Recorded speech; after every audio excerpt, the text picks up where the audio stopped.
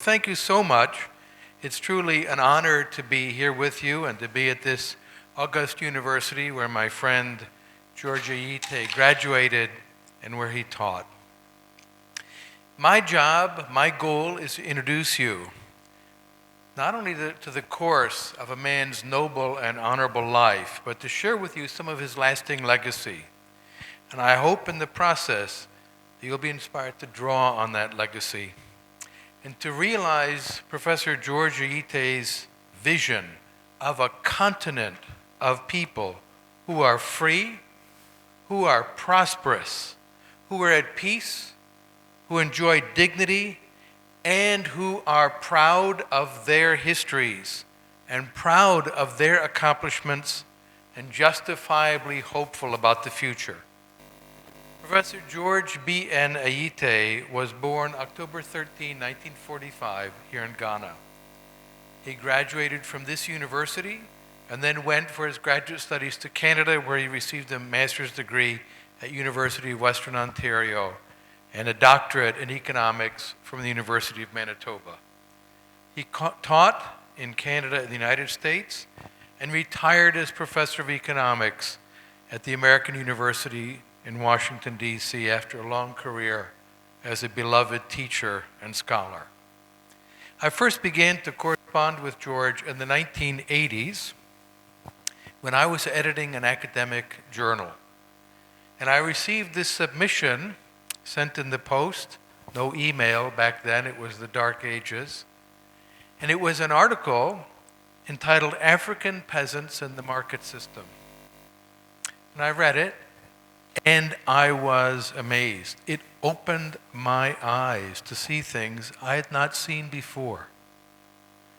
George was a great student of African institutions and of the ways that African people had been solving their problems long before the colonialists appeared to divide up Africa and her people and forcibly subject them to foreign practices and institutions. George was justifiably confident, based on his study of the ability of Africans to solve their own problems. They had been doing so for thousands of years. They had been agriculturalists and manufacturers long before anyone came and said, "We're going to teach you how to farm," like the Peace Corps did later on. When he was a research scholar at Stanford University, he buried himself in the library. He was an extraordinarily active scholar. And one of the results was this book, Indigenous African Institutions. It again is an eye-opener. He deals with the institutions of law and governance, property and exchange, arbitration and adjudication, all those institutions homegrown by which African people had solved their own problems. Those institutions still exist. And this is a very important point I'll return to.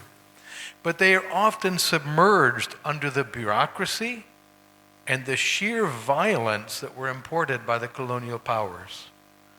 In many cases, those indigenous institutions are here, but they are denigrated and looked down upon by African political leaders and intellectual elites, many educated abroad, and they consider them backward, primitive, when in fact they are parallel solutions to problems that are identical in their essence to institutions that have emerged in Europe, in the Americas, in Japan, Korea, China, and elsewhere.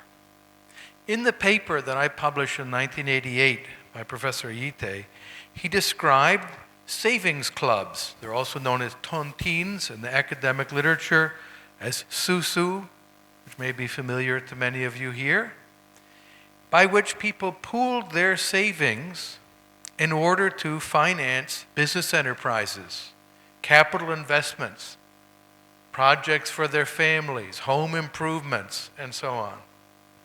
And he noted that when foreigners come and witness this, they refer to it as primitive accumulation. Then he added a little bit of a wink, because George had a very strong sense of humor. He said, interestingly enough, in America, they are called savings and loan associations. And you find them on the corner in every town in America. George's last book, written before he left us, is a magisterial work, Applied Economics for Africa. He was an economist, and if I were to say this book is free, I could hear George saying, Tom, you know better than that. Nothing is free. It's actually a zero price. The price of the book is zero. If you want it, it costs you 0 cedis. How do you get it? Go to africanliberty.org/applied economics. And this book, which is the result of a lifetime of study and teaching, is yours for 0 price. It's also on the website of the African Center for Entrepreneurship and Youth Empowerment. It's a very fine, world-class level textbook with a difference. Every example is drawn from Africa. It is truly Afrocentric, not examples from America or Japan or Britain or other countries. Every single one. It has been robustly endorsed by leading economists around the world. 2 Nobel Prize winners who read the book were enthusiastic. Professor Thomas Sargent, Nobel Prize winner in economics from New York University, was remarkably direct. He said, this is Africa's economic story, a powerful introduction to the practice of market economics. Professor Vernon Smith, also a Nobel Prize winner in economics, this is African economists for Africans, written by an African. The principles it teaches are universal and important. But what makes the book so special is its clarity of style, abundantly illustrated in African contexts. It's a winner. And Harvard University professor of economics Jeffrey Myron said the book is, quote, essential reading for anyone interested in development economics, whether in Africa or anywhere else. This is extraordinarily high praise. It's a great achievement. Ayittey opened the eyes of many people, myself among them, to see beyond the common stereotypes of Africa that are promulgated by ideologues who impose crudely understood foreign patterns on African development, by foreign aid agencies that deny agency to Africans, and by dictators across the continent who stamp out the voices of Africans. All of them have something in common. They see African people as helpless and incapable and needing guidance and direction from others, whether it's foreign aid agencies or some general or military dictator. What they don't see is what George saw and taught other people to see, of Africans active, working, thinking, dreaming, innovating, and self-directing. That is the Africa that he saw, and he wanted other people to see it as well. He was convinced of the reality of African agency, and that we have already begun the African century. But we will see the flourishing of an African century only when Africans stop trying to copy in every detail foreign institutions and instead draw on their own history, realizing the strength of what is denigrated as the traditional or informal sectors. As an example, Professor Ayittey mentioned Japan, one of the richest countries in the world and an industrial power. And he discussed, first, the ways in which African chiefs and kings acquire their authority, how they're chosen. And then he described how the Emperor of Japan is chosen. And it is a set of rituals very foreign to others, in which the emperor prays to the gods, gives food to the Japanese gods, all 8 million of them, and reemerges as the living embodiment, as he put it, of Nagini no Mikoto, the god of the ripened rice plant, and the newly deified emperor of Japan. And then George added a very Ayittey touch. He said, African scholars and leaders may note that Japan, an economic superpower, did not have to renounce its ancient Japanese Shinto beliefs to achieve that status. Modernization does not have to mean Westernization or Asianization. What George Ayittey stressed was the need to realize modern Africanization or African modernization as the route to prosperity. When we think about economic development, which was George's concern, it's not just about building big factories and politicians come and say, look what I did. The continent of Africa is littered with these broken institutions and broken factories. That's not what creates wealth. Wealth is about the ability of any person chosen at random to consume more, to have a better life. That's what development is. And it's not only from factories, it can also come from agriculture, which has been consistently denigrated as somehow backward. But it's not the case. Let me give you an example of New Zealand, a very, very wealthy country.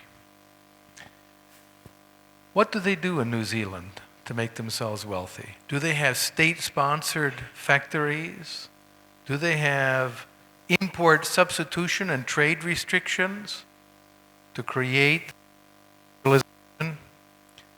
They tried that from the 1950s to the 1970s, and it bankrupted the country. They became the poorest of the Anglo-Saxon countries. And in the 1980s, they dismantled it and opened themselves to the market and free trade.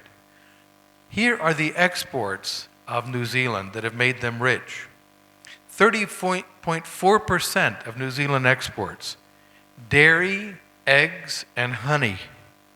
14.3% meat, 7.6% wood, 5.6% fruits and nuts, 3.7% beverages, spirits, and vinegar, 3.6% modified starches, 3.5% cereal, milk preparations, 2.6% fish, and then finally, the ninth item, 2.6% machines, including computers.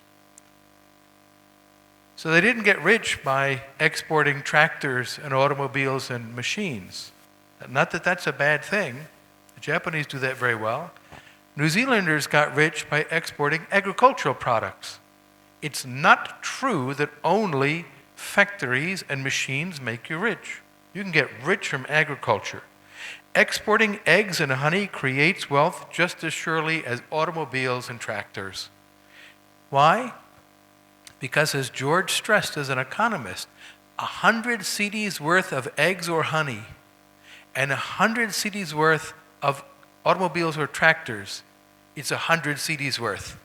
It's value that we create, value that can be exchanged for other value. And it doesn't matter what form it takes. You make the thing that you're really good at. And it might be agriculture, and it might be cars. And only the market will tell us which one it is.